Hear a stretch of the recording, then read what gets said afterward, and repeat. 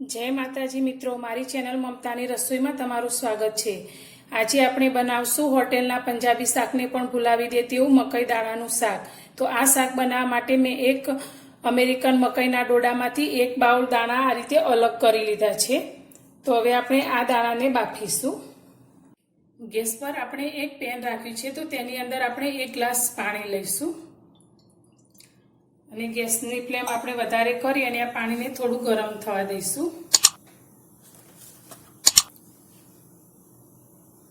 પાણી આપણું ગરમ થઈ જાય પછી તેની અંદર આપણે જે મકાઈના દાણા લીધા છે તે અંદર લઈ લઈશું।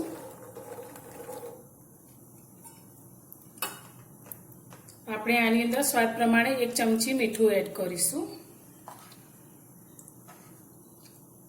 અડધીથી પણ ઓછી ચમચી આપણે હળદર લઈશું।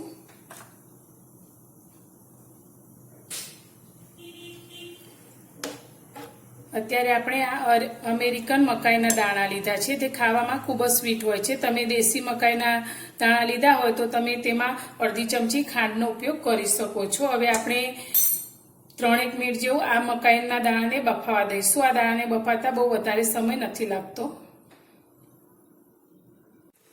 3 મિનિટ જેવું થયું છે ને આપણા મકાઈના દાણા ખૂબ જ સરસ રીતે બફાઈ ગયા છે। તો હવે આપણે ગેસની ફ્લેમ બંધ કરી દઈશું અને પાણીમાંથી દાણાને આપણે અલગ કરી લઈશું। શાકનો વઘાર કરવા માટે મેં ગેસ પર એક કડાઈ લીધી છે, તો કડાઈની અંદર આપણે 3 ચમચી જેટલું તેલ લઈશું।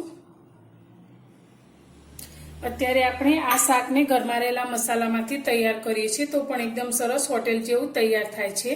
તો હવે આપણે તેની અંદર 1 ચમચી જીરું લઈશું,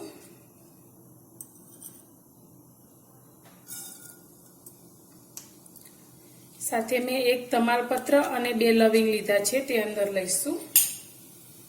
જીરું આપણું સારી રીતે સંતળાય એટલે આપણે તેની અંદર મેં અત્યારે આદુ, મરચાં અને લસણને આ રીતે અધકચરા ક્રશ કરી લીધા છે તે આપણે કડાઈની અંદર લઈ લઈશું।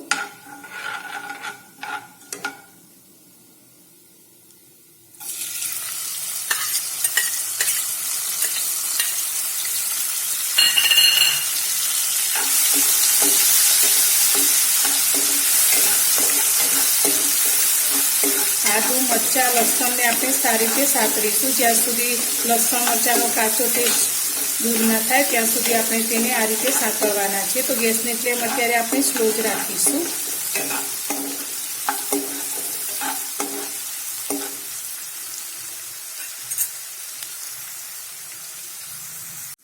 આપણા આદુ, મરચાં અને લસણ સારી રીતે સંતળાઈ ગયા છે। તો અત્યારે મેં એક મોટી સાઈઝની ડુંગળીને એકદમ ઝીણી કટ કરીને લીધી છે તે આપણે અંદર લઈ લઈશું।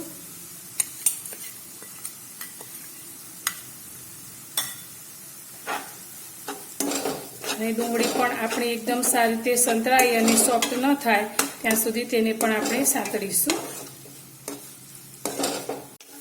લગભગ 3 મિનિટ જેટલો સમય થયો છે ને આપણી ડુંગળી પણ સારી રીતે સંતળાઈ ગઈ છે। તો આપણે આ ડુંગળીને સંતળાતા ગેસની ફ્લેમ એકદમ સ્લો જ રાખવાની છે। તો આ રીતે આપણે મસાલાને સાતરીશું તો આપણા શાકની ફ્લેવર એકદમ સરસ આવશે। હવે આપણે આની અંદર મસાલા કરીશું। તો મસાલામાં સૌથી પહેલા આપણે 1 મોટી ચમચી ધાણા જીરું લઈશું, સાથે આપણે અડધી નાની ચમચી જેટલી હળદર લઈશું। આપણે 2 ચમચી જેટલું કાશ્મીરી લાલ મરચું લઈશું, જેનાથી શાકનો કલર ખૂબ જ સરસ આવે છે। સાથે આપણે સ્વાદ પ્રમાણે મીઠું એડ કરીશું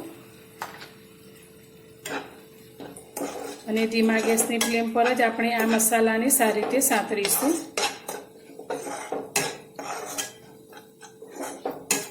આ રીતે તેલમાં મસાલાને સાતરીશું તો શાકની ફ્લેવર ખૂબ જ સરસ આવશે।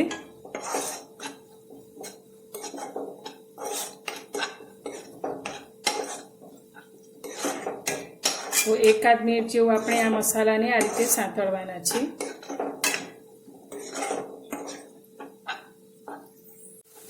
મસાલા પણ આપણા સારી રીતે સંતળાઈ ગયા છે। તો અત્યારે મેં 2 મોટા ટમેટાને આ રીતે એકદમ ઝીણા ક્રશ કરી લીધા છે તે આપણે કઢાઈમાં લઈ લઈશું।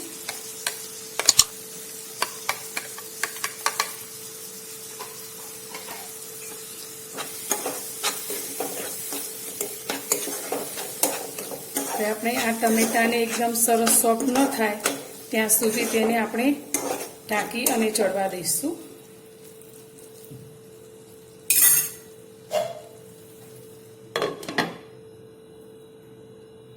લગભગ 5-1 મિનિટ જેટલો સમય થયો છે. તો હવે આપણે ટામેટાને જોઈ લઈશું.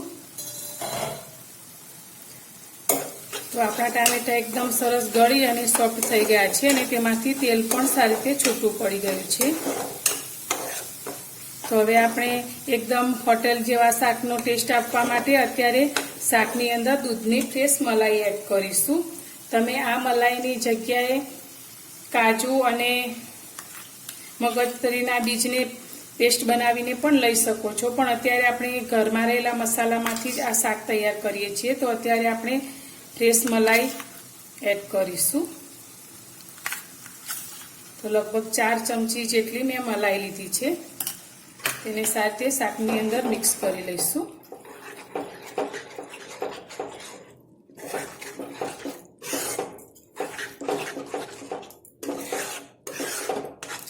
અને ફરી 2 મિનિટ માટે તેને થવા દઈશું. 2 મિનિટ પછી આપણી શાકની ગ્રેવીમાંથી તેલ સારી રીતે છૂટું પડવા લાગ્યું છે ને આપણે જે મલાઈ લીધી છે તેમાંથી જે ઘી બને તે પણ સારી રીતે છૂટું પડ્યું છે. તો હવે આપણે આ ગ્રેવીને થોડીક પાતળી કરવા માટે મેં અત્યારે નાની અડધી વાટકી જેટલું પાણી લીધું છે, તે આપણે અંદર લઈશું. સારી રીતે મિક્સ કરી લઈશું.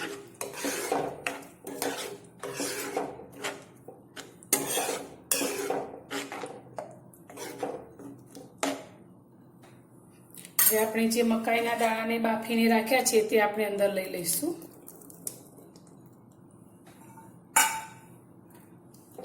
બધું બરાબર મિક્સ કરી લઈશું.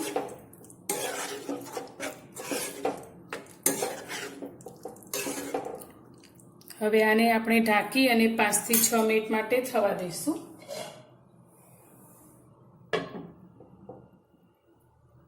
5 થી 6 મિનિટ જેવો સમય થયો છે. તો હવે આપણે શાકને જોઈ લઈએ.